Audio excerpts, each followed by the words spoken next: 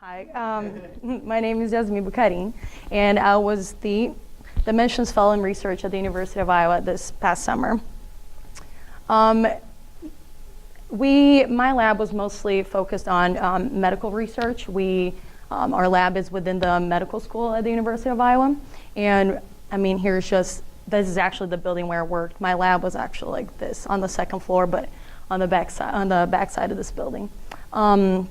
I'm going to talk a little bit about this great picture. I'm going to talk a little bit about how great it was to work in this lab, because the Ahern lab is a very cultural place.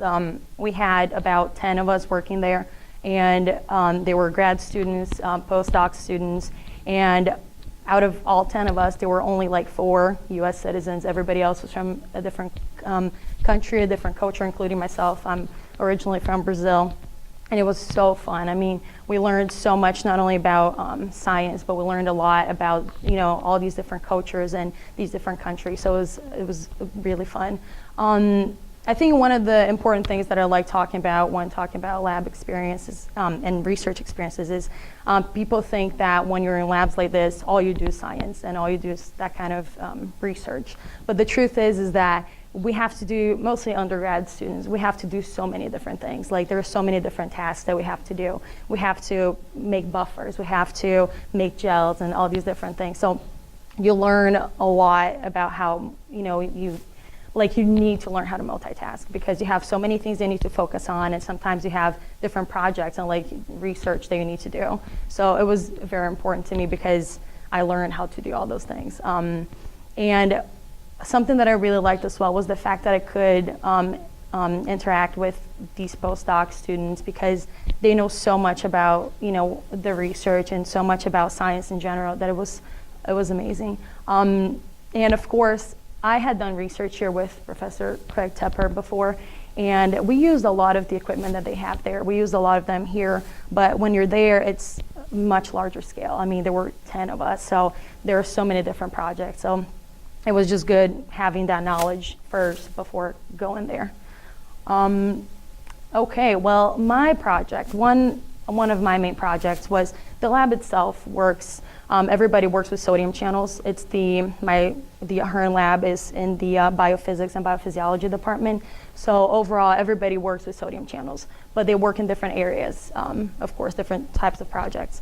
My project was mainly working with sodium channels in cardiac muscle. So what sodium channels are, they're just that, let's see if this works. So these are different types of sodium channels, and they're just membrane channels where they help ions and flow through. So this is in the cell, as you can see, this is the cell membrane, and they help ions flow through in and out of the cell. So this is just like a passive transport where they go according to the gradient. So if you have a low concentration inside, they'll flow, they'll just flow through and go inside based on that. Whereas the type of channel that I studied was this, it's more like this type. It requires energy input. So the reason we study these channels is because they're actually involved in the process of initiation and propagation of nerve impulses. And so a lot of, so they're found in muscle cells, and they're found in neurons and stuff. And a lot of diseases like cardiac diseases have been associated with the malfunction of these channels. And that's why our lab, the Ahern lab, focused so much on that type of research and that type of channel.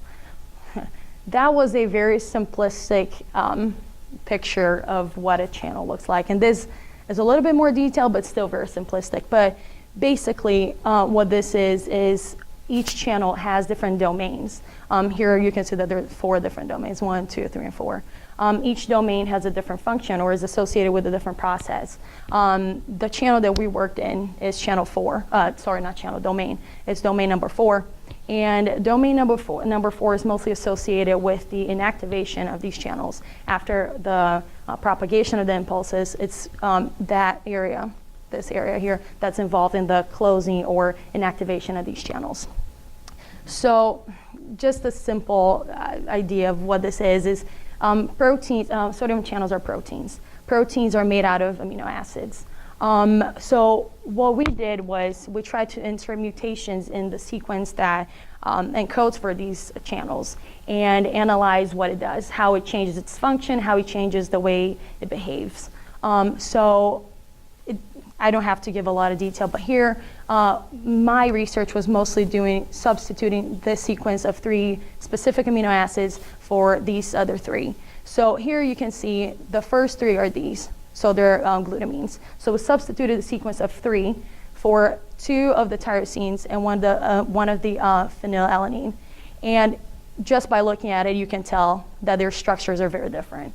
And our thinking was, if these are so different, they have such different properties, if we do this mutation, they're probably going to cause some, I don't know, they're going to change the channel somehow. Well, it turns out that it took us a good 3.5 months to be able to even insert the mutations. I think people have this idea that it's like, oh, we have everything that we need, so we're just going to do it. Well, that's not actually how this works. It took me 3.5 months to be able to do this.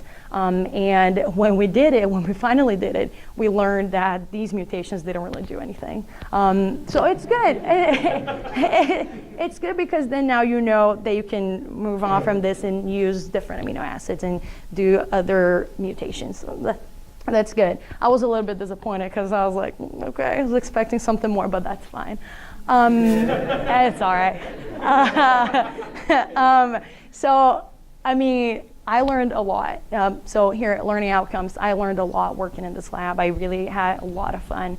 I feel like mostly the fact that I got so familiar with like that environment, that type of environment, that lab is so large and there's so many people working. It was very, very interesting and very nice. Also, research skills. When you're there, you think, like I learned a lot here working with Professor Tepper, but when you're there, it's just another level. And no one's gonna stop to like explain things to you. You just gotta pick up, you read articles, you read things, and you just figure it out on your own. So you have to learn those things. Also, being able to multitask, as I mentioned before. There are 10 people working there. Each person has a different thing. They're postdocs, so they have to focus on their own project. So my job is take care of the lab, take care of each one of these people, help them out. So it's a lot, and it's very nice being able to do that now.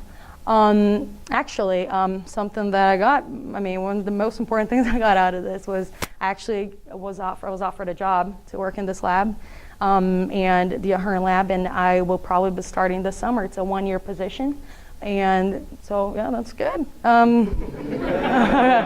don't know what you want me to say. So this was a very, very good opportunity, and I really need to thank so many people who have helped me throughout, the years.